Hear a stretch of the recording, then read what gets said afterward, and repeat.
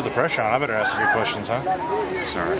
So, just got finished talking to the 5 starters on the O-line. Right. And just talking to them about, the work that they've done to create time, to create space for these, prolific guys behind them to do their thing and to make the plays and to put up the wonderful numbers they're putting up. Talk about it from the coach's point of view, what you see from those 5 specifically in terms of their work on the line and what they brought not only to this program but specifically to this team this season. Yeah, they have collectively they have a really high football IQ. They're committed to taking care of each other. It's a little bit under the radar. We just played the last 3 games without one of our original starters. Tyler English played a little bit last week, but primarily Hunter Kaufman was a guy that he elevated his game when he had to go in starting with Elder Week because the other 4 made sure he elevated his game and they took care of him and they helped him get prepared and allowed him to play really fast. So I think those are the 2 things that stand out. Obviously, physically, all of them have matured in different ways.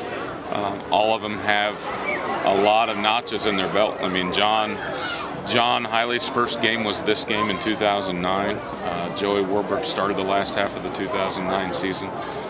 Grayler played all last year. English worked his way into the lineup. So there's a cohesion and a chemistry and a trust that sort of transcends all 5 of them and allows their physical abilities to really shine at you.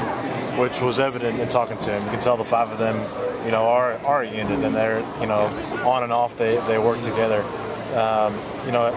The other thing I asked them is, you don't show up in the box score. There's not an offensive line category. You're not going to see, blocks or, pancakes or any of that kind of stuff. Right. As coaches, how do you judge the success of an offensive line? I mean, obviously points on the board will be an obvious one, but what are you looking for, and how do you kind of gauge the success that they have on the field? Well, I think a big part of it is your first down productivity, because if you're running the ball and you're staying in good down and distances, then that enables you to do so many other things in your offense. And one of the reasons that we won the game up in Balaban was because we did not have a third down of more than 5 yards in the second half.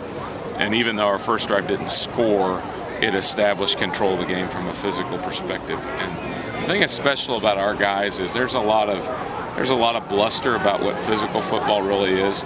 Physical football is being able to run the ball when people know that you're going to run it. When it's 3rd and 3 or when we get in our Arkansas stuff, people know we're going to run it, and we're still able to run it. And so a lot of games you'll see us throw it an inordinate amount in the first half, but in the second half they know we're going to put the game on their back. So our guys take a back seat to nobody in terms of their physicality, in terms of how they roll off the ball.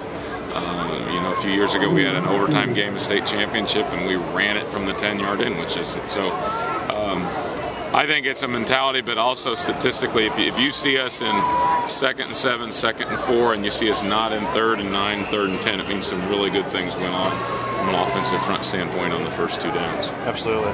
Last thing, I think the thing that's probably impressed me the most with these guys, talking about the offensive line, if you're a professional football player and you're an offensive lineman and nobody talks about you, it's okay. You're doing your job. You're getting your paycheck, that kind of thing. But a team of this caliber that's getting this kind of attention, and everybody knows who Travis Wright is. Everybody knows who James Quick is. Right. Those guys get the press, the headlines, the spotlights, whatever you want to call it.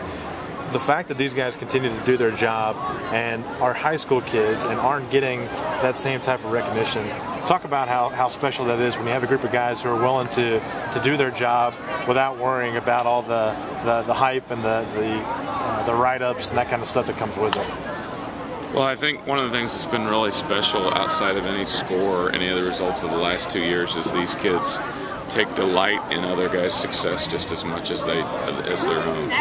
And so that's actually across the board. That includes our skill guys as well. James enjoys seeing Marquise make a big play or Garrett Sauer make a big play just as much as he does his own. And they celebrate together and they do things together. And so there's a sense of a collective standard that we're all pushing to, and that's really what we're about more than the opponent. We call it Max Q, and I think our guys have bought into that idea that being part of something bigger than yourself is always far more satisfying than just something you could do individually, and they own that. Obviously, as the offensive line, that's a more obvious example, but I think that's reflective of kind of who we are as an offensive unit up to this point, and that's the most satisfying part of it for me. Excellent. Thank you very much.